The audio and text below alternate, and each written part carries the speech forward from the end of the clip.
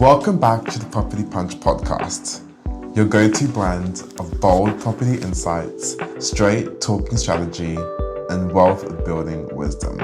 We keep things practical, honest, and relevant for Australians who really want to build wealth through property. Each week, we break down the noise that's out there, simplifying the numbers that confuse people, and most importantly, help you to build clarity and momentum.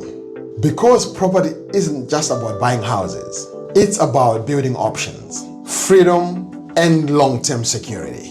And today's episode is a special one because it's our last pour of this year. This episode isn't about hype or predictions. It's about reflection, perspective, and setting yourself up for a successful year in 2026.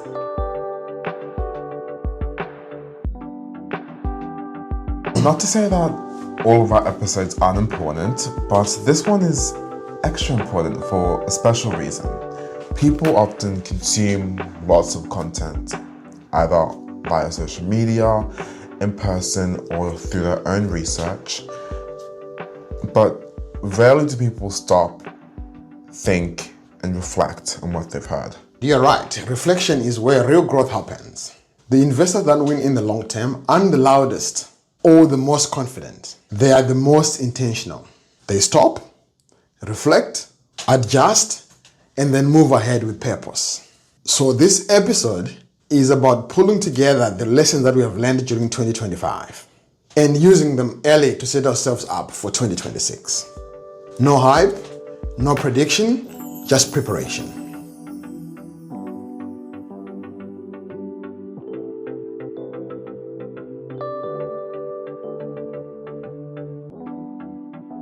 Christmas time. What are you planning? What are your plans? Besides eating a lot of food. Cooking a lot of food. Cooking a lot for of food. For you to eat. Oh yeah. Looking forward to your... What's special on the menu nowadays? You'll find out. It has to be a surprise. Secret. Exactly. You can't Okay. expose all your secrets early like this. Okay. And your birthday is coming very soon as well. Yeah. Your last year to be a teenager. Yeah. Did I mention that previously? Yeah, you did. Okay. You've already used that joke. Okay. So, and your results came the other day as well. Mm-hmm. How did you go? Not too badly. Okay. My wham is still intact. Good. You happy with your performance, with what you achieved? I think so, school-wise? Yeah. Any reflections about what you would have done better? Not really. I'm perfect as is. Oh yeah? Perfect? Just joke. There's like a few subjects where I wish I put managed time better because it was like a few tasks were due at the same time. So I would prioritize the ones that weighted more. But the small ones add up and then can have a bigger effect on your overall grade. So it's making sure you give each task even amount of effort. Okay. Yeah, it's more like what we're going to be talking about later on today where, you plan and you give a lot of effort, but more importantly, in moving forward, you probably will be doing things a little bit differently so that you get probably even great results. Exactly. It's about that reflection. Yeah. Being able to look back on what you've done or what you've seen others do and then prepare yourself for what's ahead successfully. Okay. Great. So when are you back? I think they said 23rd of February. Oh, okay. Yeah. Okay. And any nice trips planned before school resumes? Yesterday, Dad forced me and my sister to book plane tickets for somewhere in the Gold Coast. Cairns. Not Gold Coast, Queensland. Cairns. Yeah. Gold Coast is in Queensland. But it's further than Gold Coast. Okay. In Cairns. Looking forward to that one? Yeah, I can't. We're already planning. We're actually talking, me and Tua yesterday, about how excited we are for the trip. I'm sure everyone is. Yeah. Theo, myself, Mom, everyone is excited. I think it would be a great time to relax. That's right. For a week. I'm looking forward to that. Relaxation. And into the new year. Any nice New Year's resolutions coming up? Not really, no. No? Okay. Do you have any? Just to continue, to doing what we're doing, create more content, be more valuable to our listeners and viewers, and obviously our clients as well. So I'm looking forward to a bigger year, 2026, and I can't wait for it to kick off. Now you're making me look bad when I didn't say anything. You're still, yeah. I mean, you still can say something. There's still a chance for you to say something. More success. More success. Yes. Okay. And more interacting with the communities that support us. Good one. I like that one.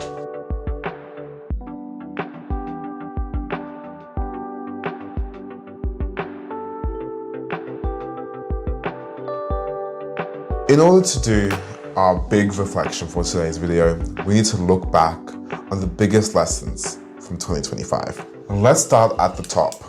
What's one of the biggest lessons that you think all of us have learned from 2025? Yeah, okay. So the main one is obviously property didn't crash in 2025 and interest rates didn't destroy portfolios. More importantly, a lot of people that actually waited for a perfect moment to invest have now been priced out. These people could have actually bought properties last year. They didn't, they procrastinated, and now they can't afford to buy anymore. So 2025 reminded us for something very powerful but simple, which is property rewards patience and punishes paralysis. We saw people waiting for the drop, whilst rents kept rising and borrowing power kept adjusting. You're right, Tabo. And that leads into lesson number 1. Timing the market still beats timing the market. Every cycle proves that again and again. Lesson number 2. Cash flow became king again. Investors stopped chasing shiny postcards and started chasing sustainable numbers. And lesson number 3. Strategy mattered more than ever. 2025 made it very clear not everyone should do the same thing at the same time. What works brilliantly for one investor can be a total disaster for the other.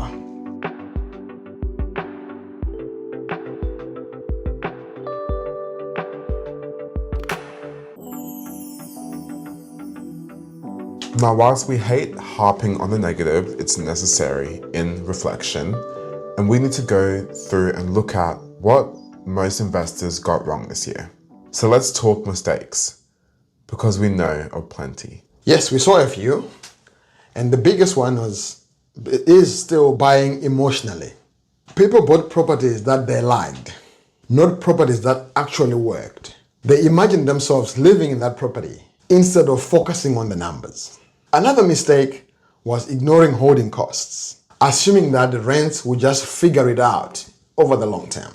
We also saw people jumping into SMSFs without knowing or understanding compliance or liquidity. We saw that one too. SMSF property works incredibly well when it's done properly, but it punishes shortcuts. We saw people treating SMSFs like a quick tax play instead of a long-term retirement strategy. Another big mistake in SMSFs was not reviewing their portfolios regularly. If you haven't reviewed your portfolio in the last 12 months, factors like loans, rents, buffers, and even the strategy, then you are flying blind.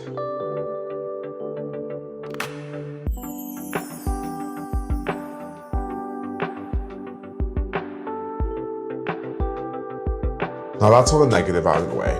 We can go into some more positive aspects of 2025. Dad, what did smart investors do differently this year? Smart investors kept things very simple and focused on fundamentals.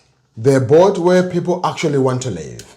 They prioritized both yield and growth, and not one at the expense of the other. And most importantly, they built teams instead of trying to do it on their own. They worked with good property mentors, great conveyancers, great mortgage brokers, and buyer's agency that had them at heart. And with that incredible team, they were able to ask questions earlier instead of later. That's huge. Mentorship shortened learning curves and prevented expensive mistakes. Smart investors also reviewed their numbers regularly, not emotionally, but strategically. They treated their property portfolios like businesses and not hobbies.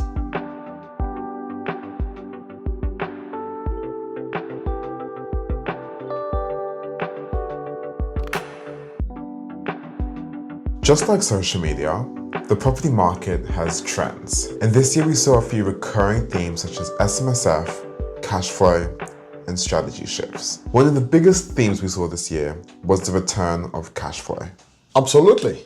So dual income properties, core living setups, and well-located properties with strong rental demand really stood out. Cash flow wasn't about getting rich quick.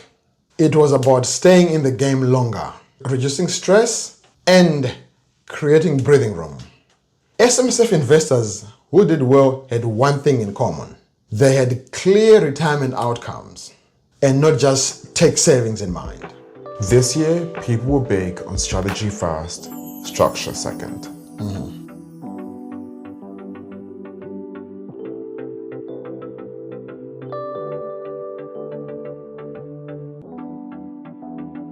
So with all that reflection, looking at the negatives, the positives, what smart investors did well, and the trends of 2025, let's go through our 2026 property outlook and what to look out for. Look, Tabo, we are not here to predict headlines, but here is what preparation for 2026 looks like. Lending will remain disciplined, well-located stock will remain competitive, rents will remain strong in undersupplied markets, and investors with cash buffers will sleep better at night. 2026 seems like it won't reward overconfidence, but it will reward clarity. It's good that you say that, because if you don't know your numbers, your strategy, or your end goal, right now is the time to fix that before the market forces you to do so.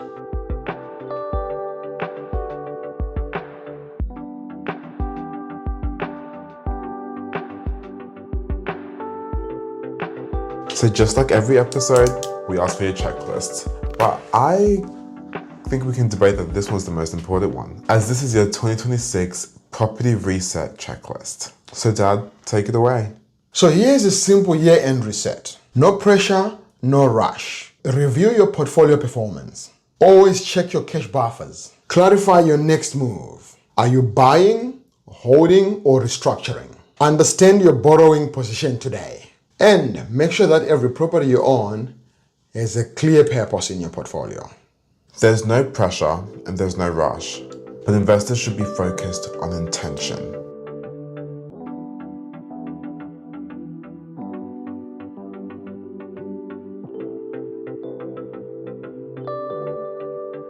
So if you take one thing from this year, let it be this. Property rewards those that stay consistent, informed, and patient.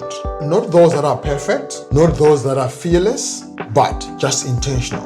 Thank you all so much for tuning in this year, sharing the episodes, and wanting to be a part of this amazing community we've built. If you found value, subscribe, leave a comment, and share this with someone planning their next move.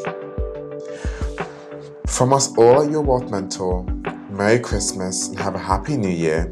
Enjoy the break, reset your goals, and get ready for a big 2026. Sip smart, invest better.